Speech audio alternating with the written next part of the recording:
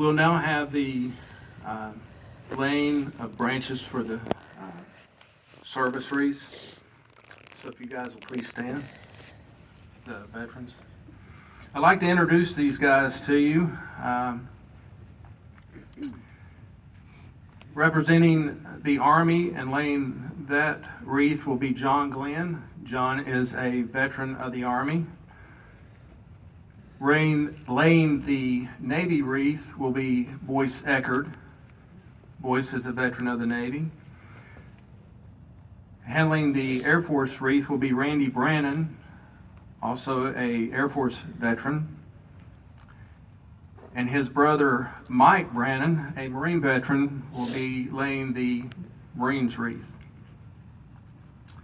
For the Coast Guard wreath is Ian Mitchell, and Ian Mitchell is a veteran of the Army. The Merchant Marines wreath will be laid by Michael Bonnet, who served both in the Marine Corps and the Army. And Joe Matthews was supposed to do the POW-MIA flag, or wreath, but Joe has been sick this week, so I will be stepping in his place, and I served in the Marine Corps.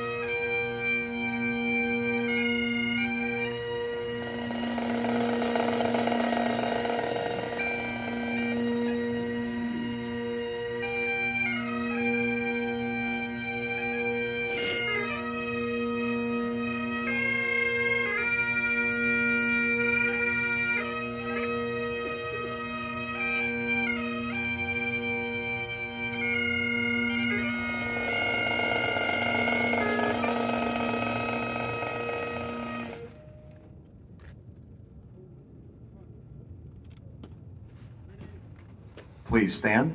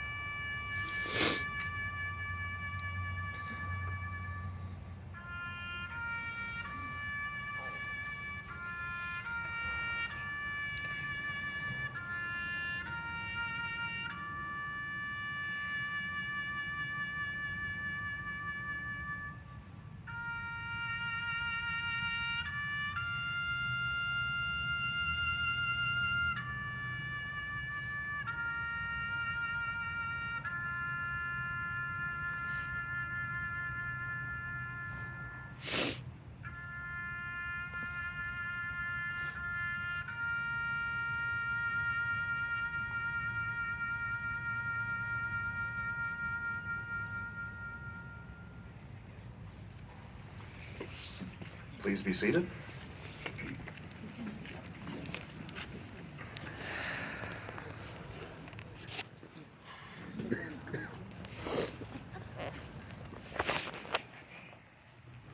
Before I introduce our guest speaker, I'm going to ask that each one of you would pick up one of these Wreaths Across America card that has the QR code on it. The reason we can have this is that many people donate, help us give money, donate so we can buy these wreaths. We have 522 that we are placing today at foot markers, or those right behind you that are in the mausoleum. Those wreaths will be over there. If you would like to help us with this effort and continue to see us be able to do this, this is a great site. It really is. And we're very thankful. But if you would just pick up one of those cards and business cards and pray about it, and please help us as we can continue to honor our veterans. Each year after, once this ceremony is over and we have time to reflect, I start thinking about who's the next set of veterans I would like to ask to take part in this ceremony. I think Angie's got it nailed down that she'll always do the national anthem. She does a great job. And but as far as the guest speaker, each year I've tried to get different points of views on it. The first year we had Scott Riley that spoke, and our mayor was here and helped with that as well, Hank Guess, and very appreciative of that. Well, the second year we had it, I wanted a different speaker as far as how they felt. So Ron and Kate Lush, Ron spoke for him and spoke on really behalf of Gold Star families and did a great job. Last year I was led to ask Shane Christopher to come and speak, a combat veteran. And all the guys that laid the wreaths last year were combat veterans. And so immediately I started thinking and praying, and no name was really coming out at me just yet. And then prayed a little bit more, and then God laid Hal Rowe on my heart. And Hal has been, we've been privileged to be on the radio with him a couple times. I've done a couple by myself, and then Joe Britton has been on there with me as well. And so I've learned a real appreciation for Hal Rowe. We're honoring those that served our nation, but Hal Rowe serves our community by what he does on the radio and in his community service, things that he helps as part of. And so I wanted a point of view from someone that is in this community, cares about this community like many of us do, and just hear his words. And I know a little bit of his heart. And I got a peek at that when I was going December 4th to go hear or to be able to speak about the cleanup day and everything. And he was really passionate about something, and it was about preventing suicide during the Christmas holidays. And he reached out through the radio, and he tugged at my heart at what he said. So I'll let Hal tell more about himself and his history. And I know he graduated from Lenore Ryan. And just let him come now and speak to us, and please give him your attention.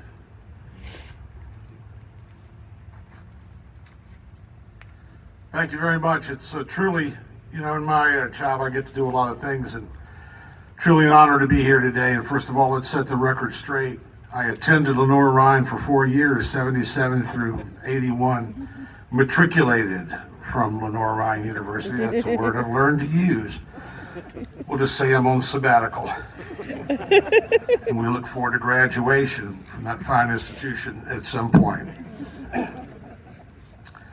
It is a distinct honor to be here with you today. Robert Jackson Shepard lived in Vinton, Virginia. He sold ladies' shoes the entire time I knew him. He always had a glass of water sitting next to him as he sat in his upholstered rocking chair at his home on Jefferson Street. He was my Uncle Jack, my mother's brother. He was a kind and mild-mannered man who told wonderful jokes and stories and knew every accent of every ethnic group there ever was. My mother loved him dearly and thought that he was the most handsome man alive. Paul Alton Slaw lived in Nine, Virginia, and owned 2 funeral homes, one at Potomac Beach and the other one just down the road from his home near Fort A.P. Hill in Dahlgren. He was born in Hungary, was a first-generation American, smoked like a freight train, had a deep, hearty laugh which he shared often. Quiet and reserved, he never sought the spotlight. My favorite memories of him were cracking crabs from the Chesapeake Bay at a picnic table covered in newspaper, with cold Miller beer in golden cans from a green metal igloo cooler, the cans from which I occasionally was given a sip or two. He always gave me a few dollars, maybe on special occasions, a $5 bill, just so I'd have some money in my pocket. He was my Aunt Jean's husband, and he had thick, black, wavy hair. I went to Patrick Henry High School with John Davis Harvey, sat behind his wife Alicia in Russian class. He was a year ahead of me. Loved to have a good time, never a discouraging word for anybody, did not stand out in any particular way. When he returned from basic at Camp Lejeune, and I visited a Marine recruiter with him, I thought about joining the Marines upon my graduation. Sounded like something I'd be interested in, especially when the recruiter felt that I was meant to escort senators' daughters to social balls in Washington and convince me I'd look great in those Marine dress blues. My Uncle Jack, the women's shoe salesman, was a medic in World War II. The glass of water he always had with him was from what they called hydrotherapy, an old-time way of arresting or helping alcoholism. No one knew about PTSD. They called it shell shock. His company gave him a Nazi banner from a castle they had captured as a way of thanking him for all the lives he had saved. You know, those long ones like we saw in The Sound of Music. Took it to show and tell in elementary school. I had no idea, but I had a sense of the importance of the banner and the evil that it represented. He never talked about his time over there. He died a very early death, in his 50s, I believe, and left my mother truly brokenhearted. My Uncle Paul, the funeral director, was an Army captain in World War II. When we'd visit their family, I would always greet him with a salute and a "Good morning, Captain," and he'd return the salute and make me some coffee, thick with cream and sugar. He'd been shot through the lungs by a German sniper, had lost a lung and half of the other, had been dragged through the German latrines until they reached a field army hospital where they put hot water bottles on his feet to counteract the frostbite, but they were too hot and took the skin off his feet. He never talked about his time there. He smoked until about a year before his passing. My high school buddy, John Davis Harvey, died in an Iranian salt desert on April 25th, 1980, with 7 other service members on an aborted secret mission. Now, some of the following information was taken from an article in the Roanoke Times and World News. Had the mission been successful, they would have freed and brought back 52 hostages being held at the American Embassy in Tehran. It was not successful. 3 of the 8 rescue helicopters broke down. Harvey died when a transport plane and a helicopter collided. The aborted raid killed 8 young Americans. There was criticism of the way the raid had been handled and of its fallacies, but Marine Sergeant John Davis Harvey, a specialist in helicopter electronics, and 7 other servicemen became untouchable heroes. In Arlington National Cemetery, and I have seen this, there is a plaque honoring these 3 Marines and 5 members of the Air Force who died in the desert. And it just so happens that No Greater Love, an organization, a humanitarian organization, sponsored 10 years later a special service commemorating those. These are normal men to most folks who met them. Nothing special, not heroes at all. That's what you're doing here today. This is my idea of Wreaths Across America. It brings attention to the resting place of otherwise normal markers and headstones of those who served our nation. We do that, unfortunately. We overlook the seemingly normal men and women who are indeed something special. My dad never saved a life, never was shot at, or gave his life for his country, but he joined the Navy, he did his duty, he served his nation, as so many men and women have done in our nation's history. These are the heroes that you honor today. Those who will never really perish as long as they're remembered. As you lay a wreath and speak a name, remember that they may have been a women's shoe salesman, a funeral director, a high school buddy, or a dad. But they were all outstanding in a very special way. They served our great nation. Speak their name that they may never perish, but be remembered today.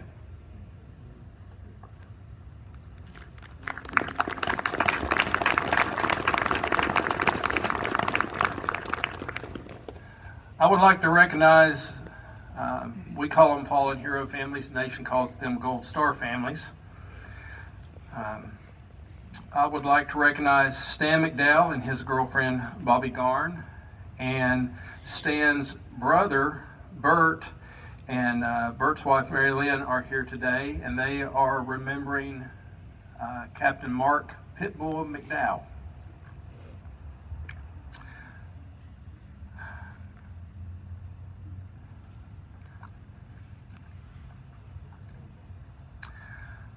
I would like to recognize Eunice Eckerd and her son Chad and Chad's fiancee Annette, and they are remembering Gunnery Sergeant Chris Eckerd.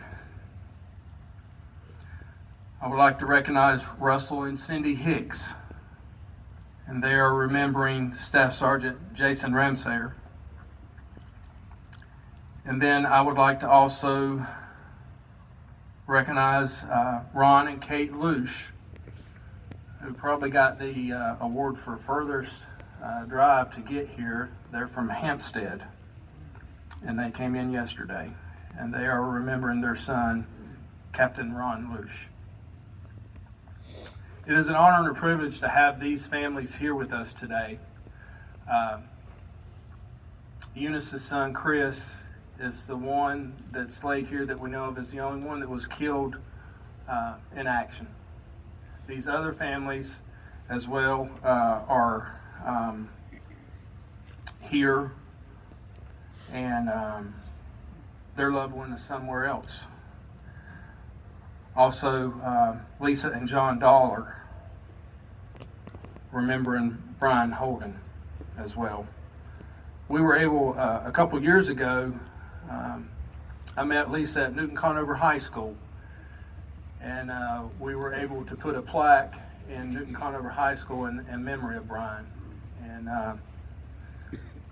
there's also that opportunity that we have as a ministry to be able to do things like that, to make sure other students that walk through will know that there's sacrifices made. Hal, I thank you for your words. That's the reason God put you on my heart. You did well, sir. So I'll let Major Pastor Bill Sturm finish up with some instructions for everyone. And again, thank you for being here. I thank God for the good weather and the warmth of words that were spoken today.